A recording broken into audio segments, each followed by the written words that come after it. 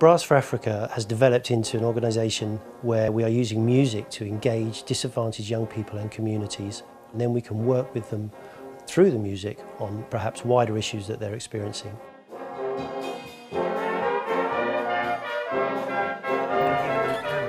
The opportunity came up to take Alison Balsam and Guy Barker to see the projects in Kampala. Alison, multi-award winning instrumentalist, an incredible educator herself. Guy, virtuoso jazz trumpeter and one of the most in-demand composers and arrangers today. So you play trumpet? For them to come out and for the children, young people we're working with, aspiring musicians, to meet and perhaps gain inspiration from Alison and Guy and talk to them and interact with them, yeah, an opportunity not to be missed. There's something about Brass for Africa where I just knew it was absolutely the right thing for me to help, because the inclusiveness of playing brass instruments and the fact that this incredible charity has been set up in Africa, it would be crazy not to support.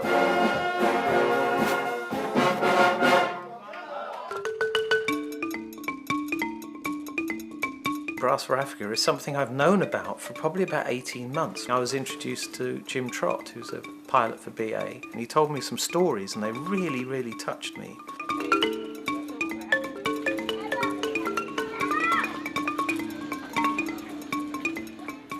Okay, you know, before meeting Brass for Africa, life wasn't so easy, because, you know, on streets, like, you can get something to eat, they come and, like, grab it and run away, so you have, you cry. Even though you cry, no one can care, like, about you. When I was 4 years, my father died, so that's where life started to be difficult. When Brass for Africa found me at Emlisada, my life started transforming.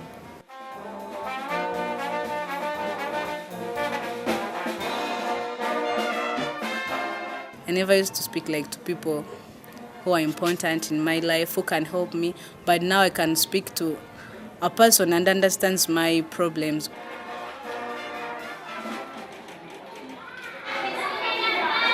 Two of the most important projects for us are in orphanage homes. In fact, they're more like poorhouses, the Good Shepherd Home and the Bethlehem Orphanage.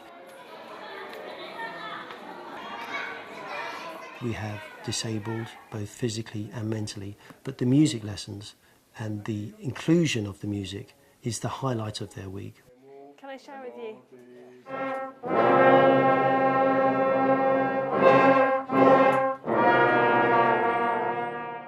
Seeing the little kids playing in the band just now, it just gives them a reason to live. You know, you can see that this is their special thing and they're all playing away on their instruments. It's magical.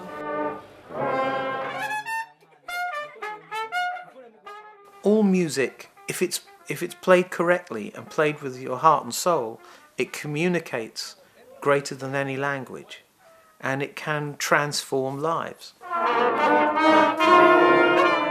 Some people would argue you don't need music like you need food and water, but I would disagree with that, because it's about flourishing as a human being, not just surviving. And it's proven in so many different ways how music can completely change people's lives.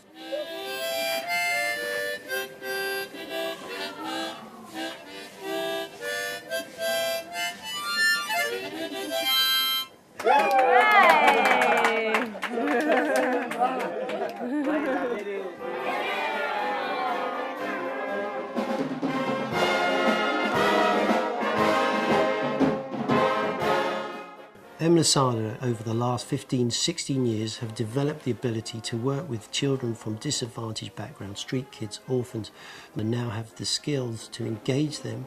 They know how to teach them in music and how to mentor them in life skills. Brass for Africa has helped me, like, first of all, instruments. I told you now I have my own instrument. Yeah, I get new skills, bringing new teachers to teach me. Yeah, and new important people like Alison is coming to meet me. Okay, because this is what makes your sound. It's really important you take enough air. I'm so boring about air. When I teach, I just talk about breathing for hours and hours. I try these ones. Yeah, why not? Yeah, that's really good.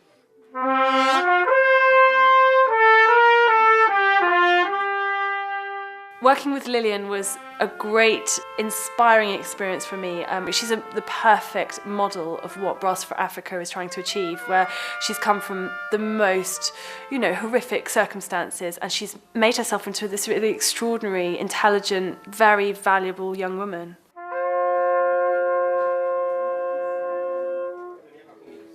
Beautiful. There is a project within the Catway slum called the Mummy Foundation that we've been involved with right from its inception. They have facilities to learn and laugh and be safe.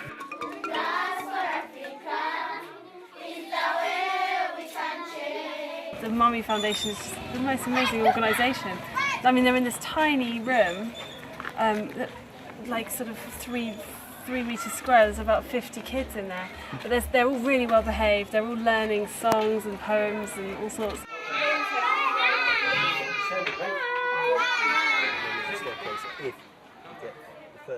Now we have secured funding and support to buy a new plot of land right in the heart of the Catway slum, and we're in the process of building a brand new facility and refuge and education centre for that community. About 10 times the size of the last one.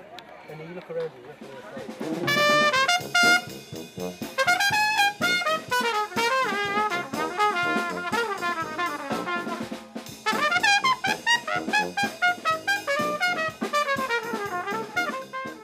It was their enthusiasm,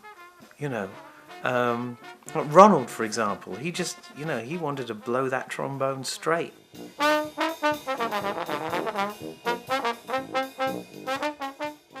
It gave him this purpose.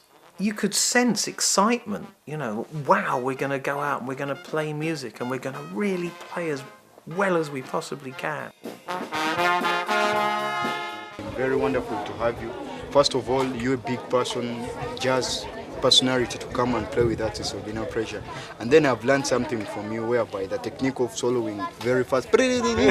So it gave me a morale so that I can try it on my drum in the solo. So I shouldn't play that many notes. I shouldn't. But it sounds wonderful. Oh, okay. It sounds wonderful.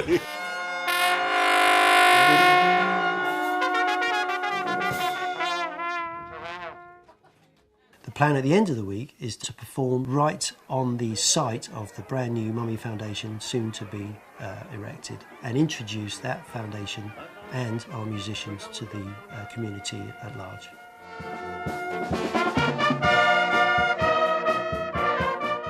I mean, the thinking behind Brass for Africa, of course, is, think of the trumpet. It heralds and says, here we are.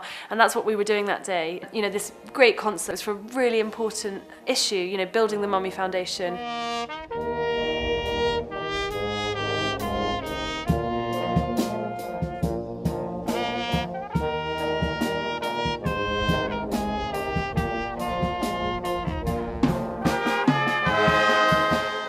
The music gives them this incredible sense of believing in themselves and seeing what they can do and giving them some self-confidence. And to see that almost day by day improving it's a life force, it's vital.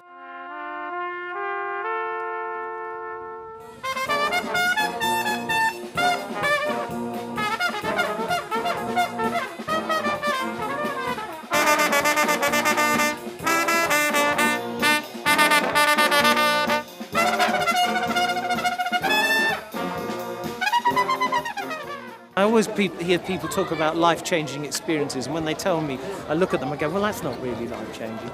But this has certainly changed my life, and I'm grateful for everybody.